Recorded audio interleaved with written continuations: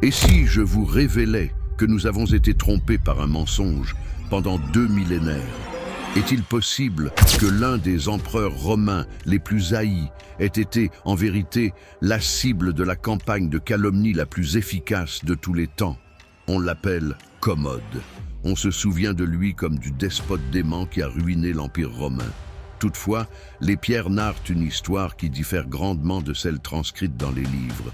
Et aujourd'hui, avançons. Comment est-ce d'être le fils de l'homme le plus admiré au monde en grandissant? Marc Aurèle n'était pas qu'un empereur, il était également un philosophe, une figure sainte en vie, le dernier des prétendus 5 bons empereurs qui ont conduit Rome à son apogée. Ses méditations ont établi sa réputation comme un emblème de sagesse et de vertu qui perdure encore aujourd'hui. Mais visualiser un moment d'être son fils. Commode a vu le jour le 31 août de l'année 161, devenant ainsi le premier héritier au rang impérial à naître dans la pourpre, c'est-à-dire durant le règne de son père depuis presque un siècle. Ce n'était pas simplement un élément biographique, c'était une prophétie. Rome nourrissait l'espoir que cet enfant incarnerait la continuité parfaite de l'excellence paternelle.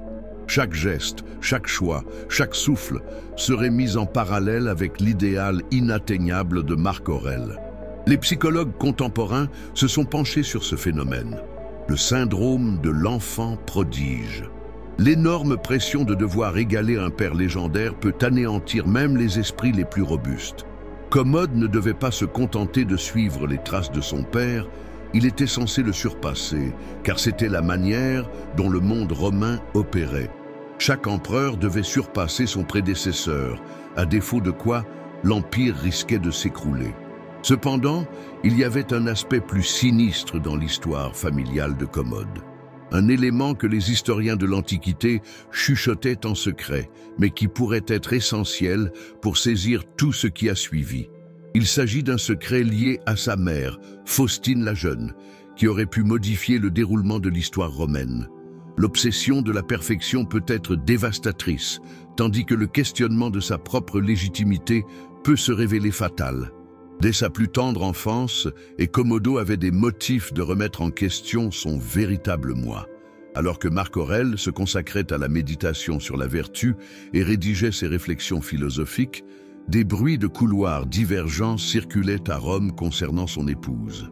La réputation de Faustine la Jeune, mère de Commode, était en totale opposition avec la sainteté de son époux. Dans les écrits des historiens anciens, elle est décrite comme une femme aux vices notables, une expression qui, selon la morale romaine, ne pouvait être interprétée que d'une seule façon, l'adultère flagrant. L'historien Sextus Aurelius Victor n'a pas mâché ses mots dans ses accusations. 200 ans plus tard, l'empereur Julien II fera remarquer que Marc Aurèle avait de l'affection pour sa femme, bien qu'elle ne fût pas une femme vertueuse. Il ne s'agissait pas de simples rumeurs de marché, mais bien d'observations faites par des hommes instruits, ayant un accès aux cercles impériaux. Cependant, il y a un élément précis dans ces bruits de couloir qui modifie totalement la donne.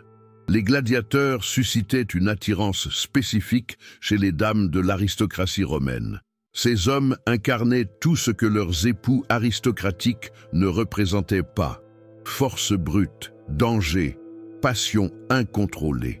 Et le meilleur dans tout ça du regard d'une femme forte, ils étaient totalement à usage unique. Un gladiateur n'avait pas la possibilité de faire chanter une impératrice. Il ne pouvait revendiquer ses droits, ni compromettre sa position. Il était l'amant idéal pour une femme qui possédait tout, à l'exception de la stimulation. Les bruits de couloir concernant Faustine n'évoquaient pas uniquement une infidélité globale. Ils faisaient spécifiquement référence à des gladiateurs. Et c'est à ce moment-là que l'histoire prend une tournure explosive. Car si Faustine a donné naissance à un garçon avec un gladiateur, si Commode n'était pas réellement le descendant de Marc Aurèle, alors toute l'histoire se modifie. Son obsession pour le sable ne serait pas une manifestation d'excentricité impériale, mais plutôt un appel du sang. Bien que spéculative, cette théorie pourrait fournir une explication à un mystère qui a perplexé les historiens pendant des siècles. Comment le descendant d'un philosophe pacifiste s'est transformé en un combattant obsédé par la violence? La solution pourrait être liée aux gènes plutôt qu'à l'éducation. La mort a jalonné l'enfance de Commode. En l'an 165, alors qu'il n'avait que 4 ans, son frère jumeau décéda lors d'une intervention chirurgicale. Un autre frère plus jeune a subi un destin similaire sous la lame du chirurgien peu de temps après. Il a dû être traumatisant pour un enfant de cet âge, d'être témoin ou d'apprendre ces décès violents et médicaux. Cependant, Commode n'a pas répondu à la médecine avec appréhension, mais plutôt avec un intérêt captivé. Les biographes d'époque ont relevé qu'il a développé une fascination malsaine pour les interventions chirurgicales, notamment celles qui sont les plus périlleuses et hémorragiques. Marc Aurèle, préoccupé par la santé de son fils survivant, lui confia le médecin le plus renommé de l'Empire, Galien de Pergame. Galien était un prodige de la médecine, tout en étant également un individu passionné par l'anatomie et l'expérimentation. Sous sa direction, Commode n'a pas seulement étudié la médecine, il s'est plongé dans un univers où trancher de la chair humaine était banal, où le sang était considéré comme un instrument de travail, où la limite entre soigner et blesser était extrêmement fine. Pour un enfant déjà enclin à la violence en raison d'un possible bagage génétique, cette éducation a été comparable à verser de l'essence sur le feu. Selon les historiens, Commode, même dans son enfance, faisait preuve d'une cruauté excessive à l'égard de ses compagnons de jeu. On raconte qu'il alimentait les bêtes sauvages avec les adversaires de son enfance. Une habitude que ses gardiens percevaient d'abord comme des divertissements d'enfants, mais qui rétrospectivement apparaît bien plus sinistre. Il ne s'agissait pas des caprices d'un enfant pourri gâté, c'étaient les premières démonstrations d'une pensée qui concevait le pouvoir à travers la violence.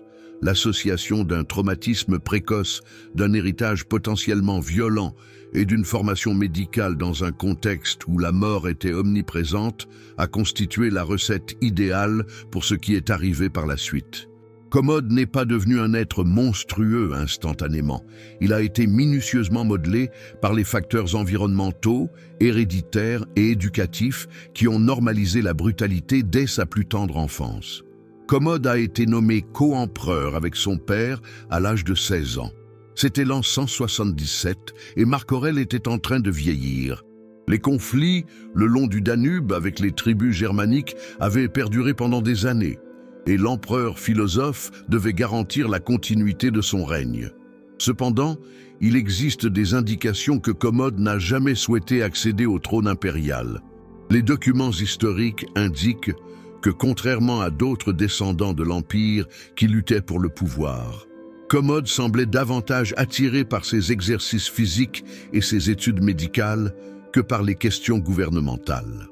Quand il a accompagné son père dans les campagnes du Danube, les généraux ont noté que le jeune prince s'intéressait davantage aux blessures des soldats qu'aux tactiques militaires. Cette réserve n'était pas atypique chez les descendants de grands personnages, mais dans le cadre de l'Empire romain, elle se révélait périlleuse. À Rome, un héritier qui ne voulait pas de pouvoir était vu comme faible, et cette faiblesse attirait les tentatives d'assassinat. Marc Aurèle, sensible à cette réalité, redoubla d'efforts dans l'éducation de son fils. Néanmoins, il fit une grave erreur. Il ne prit jamais vraiment le temps de lui expliquer pourquoi le pouvoir était indispensable, se contentant de dire qu'il était inévitable. Tout a basculé après la mort de Marc Aurèle en mars 180. Tout à coup, Commode se retrouva en solo à la direction de l'Empire le plus puissant de la planète, sans avoir jamais sollicité ce poids de responsabilité. Sa première décision en tant qu'empereur unique était révélatrice. Il a promptement conclu la paix avec les tribus germaniques avant de retourner à Rome. Ce geste a été considéré par les historiens comme de la couardise. Toutefois, cela aurait pu représenter une approche plus astucieuse, du pragmatisme. Les conflits du Danube avaient perduré pendant des décennies et avaient vidé les caisses de l'Empire. À peine âgé de 19 ans et déjà très à l'aise, il prit une décision que même les généraux les plus expérimentés n'auraient pas eu le courage de prendre. Il déclara la guerre futile et y mit un terme. Cette mesure, qui a sans doute préservé des milliers de vies et sécurisé des millions de sesterces, constitua l'acte inaugural qui éloigna l'élite militaire et sénatoriale romaine. Car à Rome, la paix n'était pas vue comme une vertu. Elle était perçue comme une trahison de la grandeur impériale. D'après tous les témoignages, les premières années de règne de Commode furent assez normales. Il a dirigé avec le soutien des conseillers que son père lui avait confiés à préserver les stratégies mises en place et Rome a persisté à fonctionner comme d'habitude. Cependant, une transformation était en cours chez le jeune empereur. Les personnes présentes à la cour ont noté qu'il s'enfermait de plus en plus, devenant davantage méfiant et obsédé par sa propre sécurité. La méfiance de Commode n'était pas sans fondement. Statistiquement, occuper le poste d'empereur romain était l'un des métiers les plus risqués au monde. La majorité des empereurs antérieurs ont été victimes d'assassinats. Commodo avait des motifs spécifiques de craindre. Sa décision d'arrêter les conflits avait engendré d'importants adversaires. Son jeune âge le rendait exposé et son inexpérience sur le champ de bataille faisait de lui une proie attrayante pour tout général aspirant au pouvoir. C'est dans une atmosphère de paranoïa grandissante que Commode a commencé à développer ce que les historiens ont qualifié de son obsession pour Hercule. Cependant, avant de souscrire au récit traditionnel qui le dépeint comme une simple mégalomanie, il nous faut envisager une hypothèse plus fascinante. Et si c'était en réalité une stratégie politique astucieuse? Héraclès ne se contentait pas d'être un héros de la mythologie. Il incarnait également le dieu des guerriers, le défenseur des opprimés et l'emblème de la puissance qui défend les plus vulnérables. En se présentant comme Hercule, Commode ne se contentait pas de nourrir son ego. Il instaurait une nouvelle légitimité impériale indépendante du Sénat et de l'aristocratie traditionnelle. Il s'adressait directement aux troupes et à la population, dédaignant totalement l'élite qui le méprisait. Cette métamorphose de prince hésitant en Hercule romain n'était pas une dérive vers la folie, c'était un progrès politique. Commode avait saisi un aspect que ses devanciers n'avaient pas saisi. Dans un empire aussi étendu et varié, l'autorité royale ne provenait pas de Rome, mais des provinces. Il ne provenait pas du Sénat, mais du peuple. Le peuple avait une plus grande affection pour Hercule que pour les philosophes. Que feriez-vous si vous receviez en héritage un conflit qui perdure depuis des décennies, qui épuise les finances impériales et qui semble sans issue? La réaction de Commode fut à la fois simple et révolutionnaire. Il l'acheva. Cependant, à Rome, mettre un terme à une guerre n'était pas perçu comme une action sage, c'était vu comme un acte de trahison. Les guerres marcomanes ont débuté en 166, alors que Commode n'était âgé que de 5 ans. Durant une période de 14 ans, les légions romaines ont mené des combats contre une coalition de tribus germaniques le long du cours du Danube.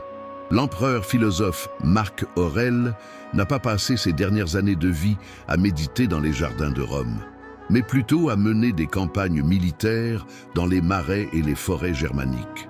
La guerre s'était transformée en un fixette impérial, une quête personnelle de l'empereur romain le plus pacifique. Quand Marc Aurèle est décédé en mars 180, les généraux anticipaient que Commode continuerait la guerre jusqu'à un triomphe complet. L'objectif était clair, envahir la Germanie, créer de nouvelles provinces et accroître la grandeur de l'Empire. Cependant, Commode a été témoin de quelque chose que les généraux souhaitaient éviter. La guerre était une catastrophe économique. Les légions représentaient une dépense considérable. Les expéditions ne rapportaient pas suffisamment de trésors pour compenser les coûts et chaque année de conflit se traduisait par une réduction des moyens disponibles pour entretenir le reste de l'Empire. Dans une décision qui a choqué l'élite militaire, Commode a tout de suite commencé à négocier la paix avec les tribus germaniques. Ce n'était pas une capitulation, C'était un accord astucieux qui positionnait la Germanie en tant que nation vassale de Rome, assurait la sécurité des frontières et libérait des ressources pour d'autres initiatives. Du point de vue contemporain, c'était une décision judicieuse. Selon la perspective romaine du IIe siècle, c'était considéré comme une hérésie. Cette trahison n'a jamais été pardonnée par l'élite militaire et sénatoriale. Selon eux, Commode avait usurpé l'honneur qui leur était dû, avait privé Rome des victoires qu'elle méritait et avait manifesté de la faiblesse face aux envahisseurs. Toutefois, il existe une autre perspective que les historiens antiques n'ont jamais envisagée. Quelle était la pensée des tribus germaniques elles-mêmes? Pour eux, Commode n'était pas un homme lâche, c'était un homme qui libérait. L'empereur qui a mis un terme à des décennies de souffrance et de décès. Ce décalage de perspective serait essentiel pour saisir tout ce qui s'est produit par la suite. Si tu n'arrives pas à obtenir le respect des élites, pourquoi ne pas constituer ta propre source de pouvoir? La décision de Commode de se faire passer pour Hercule ne relevait pas d'une folie mégalomane, mais constituait la tactique politique la plus astucieuse de son règne. Cependant, pour saisir le pourquoi de cela, il est nécessaire de comprendre qui était véritablement Hercule dans la perception romaine. Héraclès ne se limitait pas à être un héros de la mythologie. Il était aussi le divin protecteur des opprimés. Ces 12 épreuves ne représentaient pas les actions d'un noble désœuvré. Elles incarnaient les combats d'un homme défendant l'humanité contre les créatures et les despotes. Héraclès exterminait les lions qui effrayaient les agriculteurs, purifiait des écuries nuisibles aux cités, triomphait de souverains véreux qui opprimaient leurs sujets. Il était, en substance, le premier super-héros populiste de l'histoire. Lorsque Commode a commencé à se montrer en public vêtu de la peau du lion d'Hercule et armé de sa massue, il ne s'agissait pas simplement d'un jeu de déguisement. Il transmettait un message politique sans équivoque. Je ne suis pas à l'image des précédents empereurs. Je ne dirige pas pour le Sénat. Je vous gouverne. L'historien hérodien a documenté précisément cette métamorphose. Il renonça à son patronyme et demanda qu'on ne l'appelle pas Commode, le fils de Marc, mais Héraclès, le fils de Zeus. Ce n'était pas une proclamation de folie, c'était une proclamation d'autonomie. Commode rejetait ouvertement sa descendance aristocratique et prétendait à une ascendance divine le liant directement au peuple. Zeus ne régnait pas en tant que dieu du Sénat. Il était le souverain de tous les dieux, garant de la justice universelle. En se déclarant fils de Zeus, Commode revendiquait que son pouvoir était d'origine divine et non romaine. La stratégie a parfaitement bien marché. Les provinces de l'Empire, en particulier en Orient où les cultes de héros divins étaient populaires, ont embrassé cette transformation avec enthousiasme. Les pièces de cette période démontrent que l'effigie de Commode Hercule s'est rapidement diffusée à travers l'Empire, non pas imposée par les autorités, mais adoptée volontairement par les communautés locales. La population vénérait son empereur divin d'une façon qu'elle n'avait jamais témoigné à Marco Aurèle, le philosophe. Cependant, à Rome, au sein de l'aristocratie sénatoriale, ce changement était perçu comme une abomination. Un empereur se proclamant divin sans le consentement du Sénat, s'adressant directement à la populace en évitant les structures institutionnelles classiques, négligeant sa lignée noble pour une identité populaire, était plus menaçant que tout tyran classique. C'était un homme de révolution. Le 1er janvier de l'an 193, Commode envisageait d'accomplir quelque chose d'inédit pour un empereur, débuter la nouvelle année, non pas depuis le palais impérial, mais depuis les casernes des gladiateurs. Non pas drapé dans la toge pourpre de l'empereur, mais protégé par l'armure d'un exécuteur, pas en tant qu'empereur, mais plutôt comme un gladiateur. Pour saisir l'ampleur du scandale, il est essentiel de comprendre la signification du rôle de gladiateur à Rome. Selon la définition, un gladiateur était une personne infâme, sans honneur légal ou social. Même les gladiateurs les plus renommés et florissants demeuraient, techniquement, des esclaves ou des criminels. Ils étaient privés du droit de vote, ne pouvait exercer des fonctions publiques et n'était pas autorisé à épouser des membres de la classe supérieure. Il constituait un divertissement humain, une chair à spectacle, des objets de jouissance pour les foules. Il n'était pas simplement inhabituel que l'empereur, le pontifex Maximus, le porte-parole des dieux sur terre, se soit rabaissé à ce niveau. C'était un sacrilège. Cependant, Commode ne percevait pas sa présence dans l'arène comme une humiliation. Il la considérait comme un ascenseur social. En luttant en tant que gladiateur, il ne se dégradait pas à la condition d'esclave. Il portait les gladiateurs au rang des divinités. Il abolissait les classes qui préservaient le pouvoir aristocratique. Il rendait la gloire accessible à tous, affirmant que la valeur d'un individu ne se déterminait pas en fonction de son origine, mais de son audace. Les dossiers historiques indiquent que Commode ne se battait pas comme un aristocrate qui s'amuse à jouer au guerrier. Il s'exerçait intensément, utilisait une véritable technique de combat et, d'après certaines histoires, n'a jamais été vaincu lors d'un affrontement. Ce n'était pas une pièce de théâtre, c'était de l'athlétisme de haut niveau. Et c'est pour cette raison que le peuple l'adorait. C'était la première fois dans l'histoire romaine qu'un empereur versait littéralement son sang pour divertir le peuple. L'élite sénatoriale a perçu cela sous un angle tout à fait différent. Pour eux, chaque fois que Commode faisait son apparition dans l'arène était une honte personnelle. Si l'empereur avait la possibilité de devenir gladiateur, qu'est-ce qui faisait la particularité de ces derniers? Si la valeur était jugée sur la base du courage physique plutôt que de la lignée, où résidait alors sa supériorité innée? Commodo ne se battait pas uniquement contre les lions et d'autres gladiateurs. Il s'opposait à l'ensemble de la structure des classes qui appuyait le régime romain. La décision de passer la nuit du 31 décembre dans les casernes de gladiateurs a été le dernier clou qui a scellé le sort. Ce n'était pas simplement un caprice de plus. C'était une proclamation indiquant la préférence de l'empereur pour la compagnie des esclaves et des malfaiteurs plutôt que celle des sénateurs et des patriciens. C'était le rejet ultime et sans appel de l'ordre social romain. Que faites-vous en cas de rejet par le système en place? Tu es en train d'en créer un autre. En l'an 192, Commode prit la décision la plus radicale de son règne. Il changea le nom de Rome.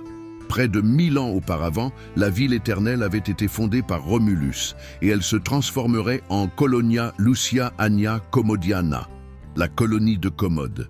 Et tous ses citoyens porteraient le nom de Commodianus, les Commodiens. Ce n'était pas simplement de l'orgueil impérial, il s'agissait d'une reconstruction symbolique totale de l'Empire. Commode ne se contentait pas de se proclamer empereur, il se présentait également comme le nouveau Romulus, considéré comme le second fondateur de Rome. J'affirmais que la Rome des sénateurs, des patriciens et des anciennes familles aristocratiques n'existait plus. Au lieu de cela, une nouvelle Rome émergeait, une Rome populaire, où le mérite prévalait sur la noblesse du sang. Les noms des mois ont aussi été modifiés pour être en lien avec Commode et Hercule. Janvier fut nommé Amazonius, février Invictus, mars Félix, et on continua de cette manière. Commode ne se contentait pas de maîtriser l'espace. Il aspirait à dominer le temps lui-même. Chaque jour de l'année servirait de rappel que l'ancien régime était révolu et qu'un nouvel ère avait vu le jour. Les réactions face à ces modifications ont logiquement été partagées. De nombreuses villes, notamment en Afrique et en Orient, ont volontairement adopté les nouveaux noms et célébré leur refondation. Ils ne considéraient pas Commode comme un tyran dément, mais plutôt comme un réformateur qui a enfin reconnu son rôle crucial au sein de l'Empire. Cependant, à Rome, au sein de l'élite traditionnelle, ces transformations étaient considérées comme la démolition de tout ce qui était sacré. Le Sénat, qui avait supporté les caprices antérieurs de Commode, estima que la renaming de Rome était un pas trop audacieux. Ce n'était pas uniquement le comportement inhabituel de l'empereur. Il s'attaquait directement à l'essence même de Rome. Il a supprimé un millénaire d'histoire et de tradition pour instaurer sa propre conception personnelle de l'Empire. Cependant, il existait un enjeu plus profond que cela. En rebaptisant Rome, Commode accomplissait un acte qu'aucun empereur antérieur n'avait eu le courage de réaliser. Il reconnaissait que Rome, telle qu'elle se présentait, était défectueuse, qu'elle nécessitait une refonte, une réforme, une révolution. Cette admission représentait une menace plus grande pour l'élite que n'importe quelle tyrannie conventionnelle, puisqu'elle sous-entendait que son univers, son système de prérogatives et d'autorité était périmé. En 192, Rome se trouvait divisée en deux factions inconciliables. D'une part, Commode et ses soutiens, le peuple, un grand nombre de soldats, les provinces de l'Est, les gladiateurs, les esclaves affranchis, tous ceux qui percevaient dans l'empereur Hercule une chance d'élévation sociale et de reconnaissance. En revanche, du côté de l'élite traditionnelle, sénateurs, patriciens, généraux expérimentés, aristocratie citadine, tous ceux qui percevaient Commode comme un danger mortel pour leur style de vie. Ce n'était pas qu'une simple controverse politique, c'était une véritable guerre culturelle. Deux interprétations totalement divergentes de ce que Rome devait être étaient en opposition directe. L'époque de Commode à Rome était caractérisée par l'inclusion, le mérite, le populisme et une attention portée aux provinces et au peuple. La Rome de l'élite était exclusive, aristocratique, conservatrice, focalisée sur la cité et les familles ancestrales. Ces historiens, issus de l'élite, ont dépeint cette bataille comme un affrontement entre la rationalité et la démence, entre les coutumes et l'anarchie. Cependant, sous un éclairage contemporain, cela se présente plutôt comme une confrontation entre le conservatisme et le progressisme, entre l'élitisme et la démocratie. Commodo ne cherchait pas à détruire Rome, mais plutôt à la moderniser. Les tensions ont culminé lorsque Commode a commencé à envisager des réformes plus extrêmes. D'après quelques témoignages, il prévoyait de déplacer la capitale de l'Empire vers Alexandrie, où son culte d'Hercule jouissait d'une plus grande popularité. Il envisageait aussi une réforme du Sénat qui aurait pour effet de diminuer son autorité et d'accroître la représentation des provinces. Si ces plans avaient été appliqués, ils auraient entièrement métamorphosé l'Empire romain. Cependant, l'élite ne laisserait pas cela arriver. S'il n'était pas en mesure de maîtriser Commode, il se débarrasserait de lui. Et il disposait des instruments idéaux pour y parvenir, un accès privilégié à l'empereur, la compréhension de ses habitudes et la possibilité de présenter le meurtre sous l'angle du patriotisme. La guerre silencieuse était sur le point de se transformer en un tumulte bruyant. Le drame de Commode ne résidait pas seulement dans son caractère tyrannique, mais aussi dans le fait qu'il était un réformateur doté d'une vision 5 siècles avant l'époque à laquelle il vivait. Les concepts d'inclusion, de méritocratie et de gouvernement populaire ne se généraliseront qu'à la fin de l'Empire. Cependant, au cours du XIIe siècle, leur radicalisme les a empêchés de survivre. L'aristocratie romaine a veillé à ce qu'ils n'agissent pas ainsi. Que se produit-il lorsque seuls les adversaires du protagoniste sont chargés de rédiger l'histoire? Durant 2 millénaires, notre connaissance de Commode a été façonnée par 3 témoins, Cassius Dio, Hérodien et l'auteur anonyme de l'Histoire Auguste. Cependant, un souci majeur se pose avec ces témoins. Tous avaient des motifs personnels pour le détester. Cassius Dion a été un sénateur durant le règne de Commode. Il ne se contentait pas d'être un simple spectateur neutre. Il appartenait à l'élite que Commode avait régulièrement rabaissée. Visualisez un moment que vous êtes un sénateur romain, issu de lignée patricienne, nourri dans la conviction que votre caste est appelée à régner sur le monde.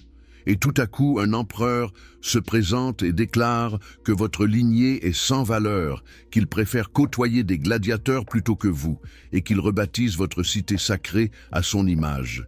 Dion a rédigé son histoire romaine plusieurs décennies après le décès de Commode, étant déjà assuré de le critiquer dans son œuvre. Son travail ne se limite pas à être une simple chronique. C'est en réalité un acte de revanche littéraire. Chaque page diffuse le ressentiment d'une classe qui se sent trahie et humiliée. Dion dépeint Commode comme une créature monstrueuse, car selon sa perspective aristocratique, c'est précisément ce qu'il était. Un monstre ayant anéanti son univers. Cependant, voici l'élément essentiel que les historiens contemporains ont omis. Dione manifeste publiquement son animosité. Il mentionne explicitement à plusieurs reprises qu'il perçoit Commode comme un adversaire du Sénat et de tout ce que symbolise Rome. Il ne cherche pas à être impartial. Il tente plutôt de rationaliser l'assassinat d'un empereur. Son histoire romaine ne relève pas de l'histoire, mais de la propagande après coup. La réputation de Dione est d'autant plus entachée si l'on prend en compte qu'il a survécu au règne de Commode et a prospéré sous les dirigeants qui lui ont succédé. Comment un sénateur opposé a-t-il réussi à échapper à la fureur d'un empereur soi-disant paranoïaque et tueur? Il est probable que Commode n'était pas aussi menaçant pour les classes supérieures que Dione tente de nous le faire croire. Que Dione n'était pas aussi hostile pendant son règne qu'il a prétendu l'être par la suite. Hérodien pose un problème distinct, mais tout aussi grave. Il était à la fois un historien professionnel et un rhéteur, un homme maîtrisant l'art de rendre les récits captivants et inoubliables, sans nécessairement garantir leur exactitude. Son livre « Histoire de l'Empire romain après Marc Aurèle » se présente plus comme un drame romanesque que comme une œuvre d'histoire. Hérodien poursuivait un objectif précis, rédiger une histoire à portée morale, démontrant les effets de l'abandon des valeurs classiques romaines. Commodo était l'antagoniste idéal pour ce récit, un empereur qui avait tourné le dos à la philosophie de son père, privilégiant la violence et l'ostentation, et qui a connu une fin désastreuse. C'était une leçon de morale sur le point d'être narrée. Cependant, quand nous inspectons les précisions particulières fournies par Hérodien, un grand nombre d'entre elles sont invérifiables ou vont à l'encontre d'autres références. Par exemple, sa représentation de Commode en Hercule est riche en détails théâtraux, qui ressemblent davantage à de la littérature qu'à un reportage. Hérodien ne se contentait pas de consigner l'histoire, il la façonnait. Le souci avec des historiens rhéteurs tels que Hérodien, c'est qu'il privilégie l'impact au détriment de la vérité. Un récit concernant un empereur ayant pris des décisions politiques sujettes à controverse, mais empreintes de rationalité, ne se vend pas comme des petits pains. Une saga à propos d'un empereur dément qui se considérait comme un dieu et luttait contre des lions est bien plus captivante. Hérodien a privilégié le divertissement au lieu de la précision. Par ailleurs, Hérodien a rédigé son œuvre presque un demi-siècle après le décès de Commode, en s'appuyant surtout sur des rumeurs et des témoignages indirects. Il n'a pas été un observateur direct de la majorité des faits qu'il relate. Dans le meilleur des scénarios, il était un rassembleur de commérages impériaux. Et dans le scénario le plus pessimiste, c'était un créateur de mythes historiques. Si Cassius Dione était considéré comme un témoin hostile et Hérodien comme un auteur dramatique, quel statut pourrait-on attribuer à l'auteur de l'histoire auguste? Sans doute, il était le plus fécond générateur de fausses nouvelles de l'histoire ancienne. L'histoire auguste, rédigée près de 2 siècles après le décès de Commode, combine intentionnellement biographie et fiction, ce qui a induit en erreur les historiens pendant plusieurs siècles. L'histoire auguste, attribuée à un écrivain anonyme, qui pourrait en réalité être un seul auteur faisant appel à 6 pseudonymes, s'appuyait sur une démarche simple mais performante. Il prenait un canevas d'événements historiques authentiques et le pimentait avec des récits polémiques, des conversations fictives et des éléments sensationnalistes. Le produit final donnait l'impression d'être historique, alors qu'il s'agissait en vérité d'une œuvre de pur divertissement. La biographie de Commode dans l'histoire auguste regorge d'anecdotes manifestement inexactes mais inévitablement mémorables. L'idée qu'il employait des esclaves difformes comme mets vivants lors de ses festins, par exemple, est manifestement une invention destinée à scandaliser et irriter les lecteurs. Cependant, durant des centaines d'années, les historiens l'ont référencé comme si c'était un fait avéré. La caractéristique la plus périlleuse de l'histoire auguste réside dans sa capacité à entremêler des mensonges flagrants avec des vérités indiscutables, rendant la distinction entre réalité et fiction particulièrement difficile sans une étude poussée. Et durant la plus grande partie de l'histoire, cette étude n'a pas été effectuée.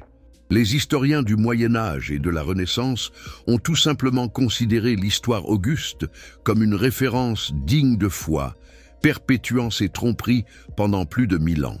L'ampleur du préjudice infligé à la renommée de Commode par l'histoire auguste est inestimable.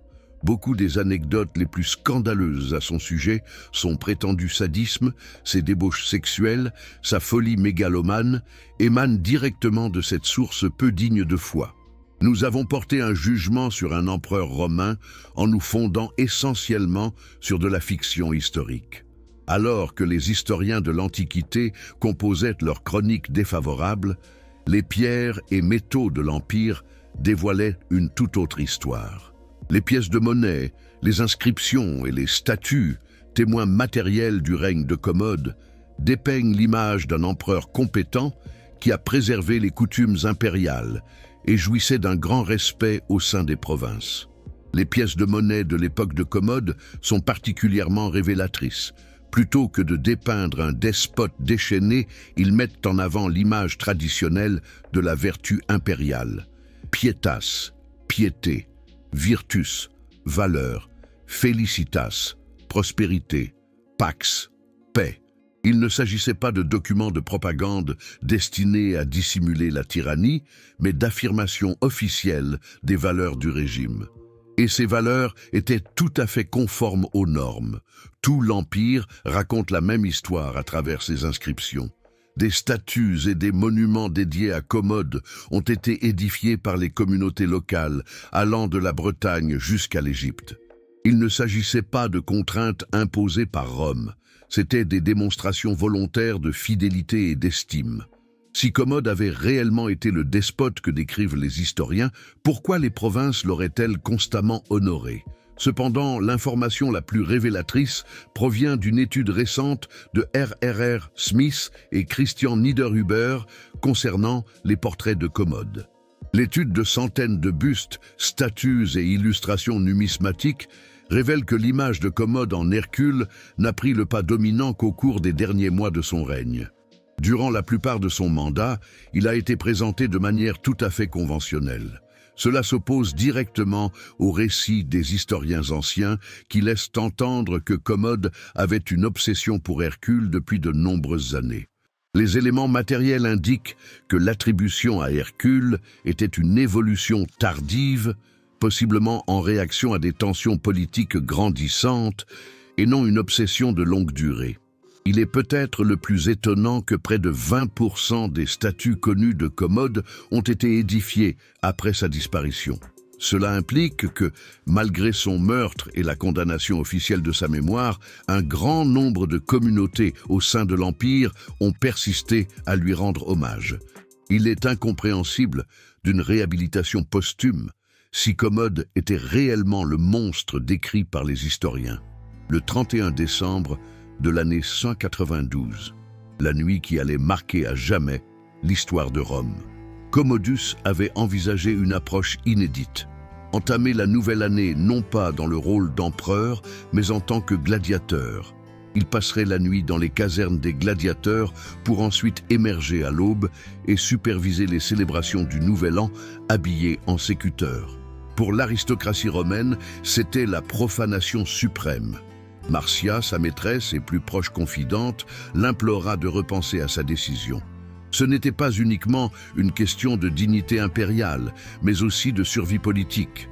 Pourtant, Commode, fortifié par des années de résistance sénatoriale, repoussa leurs supplications. Dans un moment de rage, il se replia dans ses appartements et rédigea quelque chose qui scellerait son sort, une liste d'exécution. 3 personnages se trouvaient au sommet de la liste. Marcia, sa compagne, Éclectus, son fidèle page, et Laetus, le préfet de la garde prétorienne. Plusieurs sénateurs de renom ont suivi. Il était prévu que tous meurent cette nuit-là. Commodus avait pris la décision que s'il ne pouvait pas se fier à la fidélité de son entourage proche, il les supprimerait et repartirait de zéro. Mais le destin frappa de la façon la plus imprévisible qui soit. Alors que Commode s'adonnait à ses activités courantes, bains, exercices, festins, il a déposé la tablette de cire contenant la liste sur son lit. Philocommodus, un jeune esclave entretenu par Commode en tant que compagnon sexuel, se divertait dans les appartements impériaux au moment de la découverte de la tablette. Pour l'enfant, c'était juste un jouet en puissance. Mais lorsqu'il quitta les appartements, il fit la rencontre de Marcia. Elle, inquiète qu'il pourrait supprimer accidentellement quelque chose d'important, lui apprit la tablette. C'est seulement en l'observant de plus près qu'il identifia l'écriture de Commode et se rendit compte qu'il avait entre les mains sa propre sentence de mort. Marcia n'a pas gaspillé de temps. Il fit immédiatement appel à Eclectus, avec qui, d'après les rumeurs, il aurait eu une liaison intime. « Regarde quel événement nous attend ce soir », lui a-t-il dit en lui montrant la tablette. Eclectus, profondément troublé, mit tout de suite ce document sous scellé et l'expédia à Létus, avec son esclave le plus dévoué. Lorsque Létus parcourut la liste, la vérité devint évidente. C'était une question de vie ou de mort. Les trois conspirateurs se concertèrent rapidement et prirent la décision qui allait modifier le cours de l'histoire romaine. Commodo devait périr, et il était destiné à périr cette nuit-là. Il n'y avait pas assez de temps pour établir des stratégies détaillées, ni pour explorer des options de rechange. C'était une question de survie pure et simple. L'intention initiale était straightforward, utiliser du poison. Il serait donc aisé de l'empoisonner, puisque Marcia partageait souvent des repas avec Commode. Cependant, étant donné que les exécutions étaient programmées pour le soir même, il était nécessaire que le poison agisse vite. Il n'y avait aucun espace pour l'erreur. Lorsque Commode rentra de ses activités nocturnes, Marcia lui proposa son verre de vin habituel. Il a bu sans se méfier, se fiant à la femme qui avait partagé sa vie pendant de nombreuses années. Cependant, l'ironie de la situation était cruelle. Celle en qui il avait le plus confiance s'avérait être sa traîtresse. Au départ, le plan semblait être efficace. Commodo se sentit étourdi et se retire pour se reposer. Marcia et Eclectus ont renvoyé tous les autres serviteurs, arguant que l'empereur avait trop consommé d'alcool et nécessitait du repos. Il y a eu un moment où nous avons pensé que tout était terminé. Cependant, Commode a commencé à vomir avec violence, éliminant ainsi le poison de son organisme. Les conspirateurs furent envahis par la panique. Si Commode échappait à l'empoisonnement, sa situation serait terriblement aggravée. Il ne serait pas seulement exécuté, il subirait une torture mortelle, considérés comme des traîtres à l'empereur. Ils nécessitaient un plan d'urgence, et leurs besoins étaient pressants. C'est alors qu'ils ont pensé à Narcisse. Il était l'entraîneur privé de Commode, un athlète d'une puissance extraordinaire qui bénéficiait d'un accès régulier aux appartements de l'empereur. Il avait une confiance absolue en cette personne. C'était d'autant plus important pour Commode. Narcisse était la seule personne capable de se rapprocher de l'empereur affaibli sans éveiller les soupçons.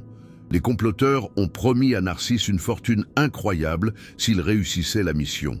Pour un sportif issu d'un milieu modeste, la proposition était irrésistible. Par ailleurs, il était sans doute conscient que s'il était démasqué avec les conspirateurs, il serait aussi condamné à mort en tant que complice. Sa survie était conditionnée par la réussite du complot. Narcisse a pénétré dans les appartements de Commode et a découvert l'empereur dans une condition désolante, affaibli par le poison, vomissant, à peine lucide. L'individu qui s'était autoproclamé Hercule, ayant combattu des lions dans le Colisée et renommé Rome à son nom, était tout aussi démuni qu'un enfant malade.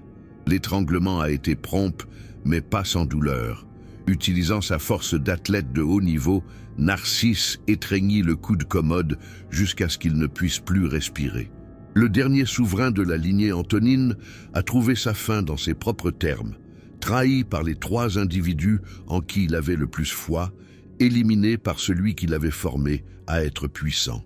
La mort de Commode engendra instantanément le désordre que les conspirateurs avaient souhaité prévenir. Au lieu de consolider l'Empire, l'assassinat a plongé celui-ci dans la plus grave crise depuis les guerres civiles du 1er siècle. S'enthousiasmant pour la mort de l'empereur qui les avait humiliés, le Sénat a aussitôt prononcé la damnatio memoriae, la condamnation de sa mémoire. On a déclaré Pertinax, un sénateur vénéré et d'âge avancé, empereur. Cependant, son règne a été interrompu après exactement 87 jours, lorsqu'il a été tué par la même garde prétorienne qui avait également joué un rôle dans l'assassinat de Commode. L'ironie était à son comble. Létus, l'instigateur du complot contre Commode, orchestrait désormais la mise à mort de son successeur. Ce qui est survenu par la suite a été sans précédent dans l'histoire de Rome. Le titre d'empereur a été littéralement adjugé au plus offrant. Didius Julianus a acquis l'empire pour 25 000 sesterces par prêteur. Cependant, son règne n'a perduré que 66 jours avant son propre assassinat. Le désordre attira des généraux de l'ensemble de l'empire. Septime Sévère a avancé depuis la Pannonie, Pescennius Niger depuis la Syrie et Claudius Albinus depuis la Bretagne. Rome est devenue le prix d'une guerre civile qui s'étendrait sur plusieurs années et emporterait des centaines de milliers de vies. L'ère des 5 empereurs s'est transformée en la décennie des nombreux empereurs. La période de stabilité, même si elle était pleine de controverses, qui a marqué le règne de Commode, a été supplantée par un désordre total. Les régions se sont soulevées, les frontières ont subi des assauts, l'économie a connu un effondrement.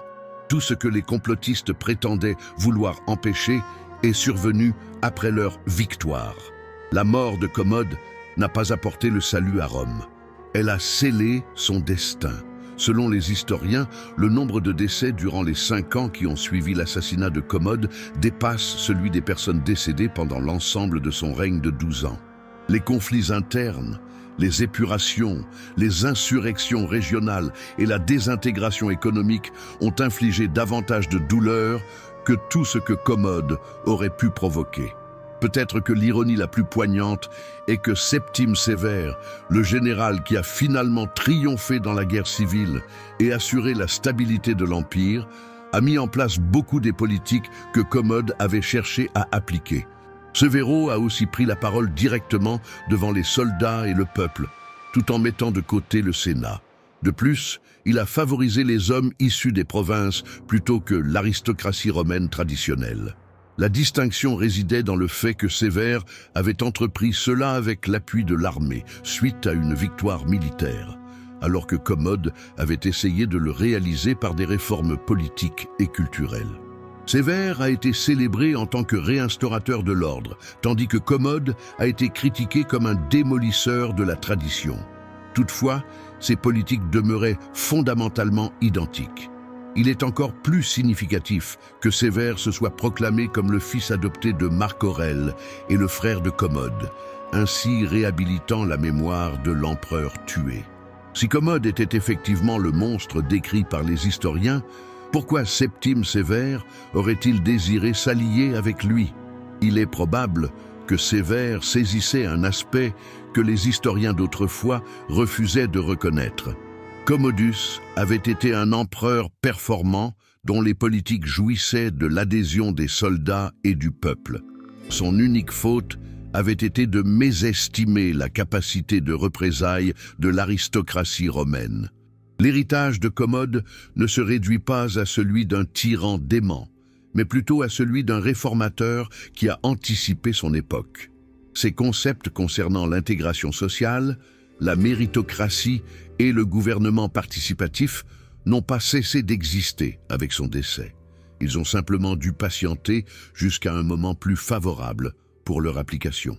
Le drame ne réside pas seulement dans le fait que Commode ait été un empereur médiocre, mais également que Rome n'était pas en état d'accueillir un empereur de si haute qualité.